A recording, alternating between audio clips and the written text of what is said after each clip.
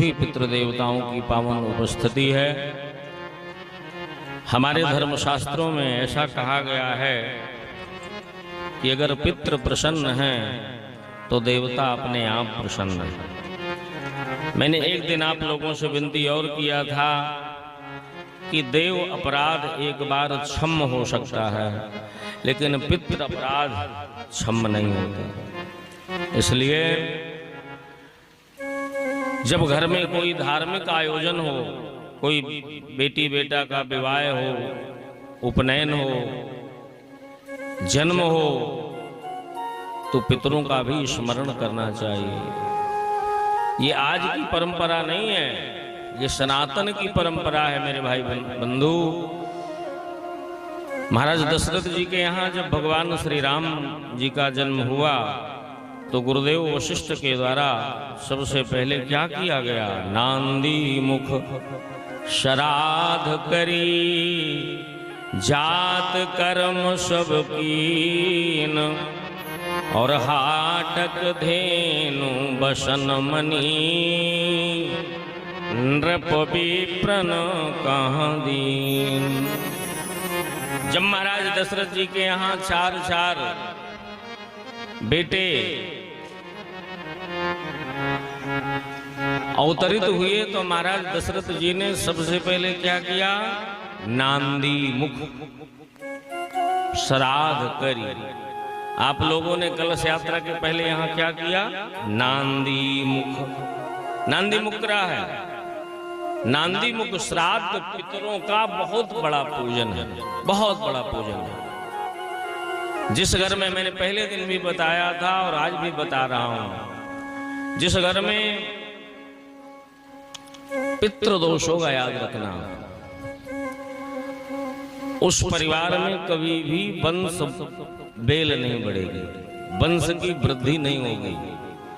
और वंश की वृद्धि होगी तो कहीं ना कहीं से वंश का क्षय भी होगा। इसलिए हमारे वंश की वृद्धि हो, हमारे वंश का मंगल हो, हमारे गोत्र की वृद्धि हो, हमारे कुल की वृद्धि हो, तो समय समय से अपने पितृ देवताओं का स्मरण करते रहना चाहिए।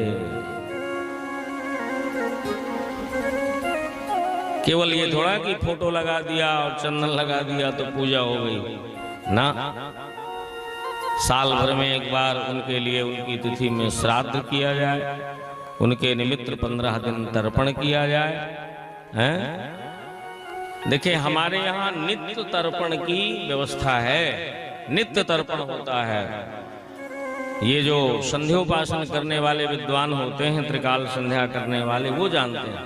हमारे बाबा लोग, पर बाबा लोग जो संध्योपासन करते थे, तीनों टाइम गायत्री करते थे, शाम को, सुबह और मध्याह्न में, तो उसमें आपने देखा होगा कि हमारे पितृ देवता जब भोजन करने बैठते थे तो थोड़ा सा आग मंगाते थे और छोटे छोटे टुकड़े करके भोजन के, प्राणाय स्वाहा उसी आग में, अपानाय स्वाहा, व्यानाय स्वाहा, उदानाय स्वाहा, व्यानाय स्वाहा। इसको हमारे यहाँ बलि वैश्वदेव कहते हैं। बहुत क्लिष्ट विषय है।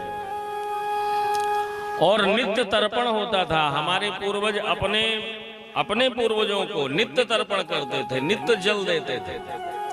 पर व्यवस्था ये हो गई कि 15 दिन में 15 दिन पितृपक्ष के जो विशेष आते हैं, हम कम से कम उनमें तो अपने पितरों को जलदान कर दें, पिंडदान कर दें, अन्नदान कर दें। तो मेरी विनती यह है कि किसी भी तरह से पितरों को नहीं छोड़ना चाहिए। चाहे गया हो आओ, चाहे बद्रीनाथ हो आओ, लेकिन गया जाने के बाद भी तर्पण करना चाहिए। और साल में एक बार उनकी तिथि में मेरे भाई बहन उनका श्राद्ध करना चाहिए। श्राद्ध का अर्थ होता है श्रद्धा। श्रद्धा से श्राद्ध बना, यथा श्रद्धा से जो आप कर सकें, जितना आपको भगवान ने पराक्रम दिया है, बल दिया है, शक्ति दिया है, सामर्थ्य दिया है। पितृभ्या सुधाभ्या सुधा नमः, वेद कहते हैं, वेद भगवान पितृभ्या सुधाभ्या सुधा नमः, पितामहेभ्यः सुधायेभ्यः सुधा नमः, प्रपितामहेभ्यः सुधायेभ्यः सुधा नमः, अक्षन्न पितरो मी मदन्त पितरो ते तृप्यन्त पितरः सुन्दध्वं मा। वेद भगवान ने भी पितरों का ध्यान किया है, पितरों की वंदना किया है, पितरों की स्तुति किया है।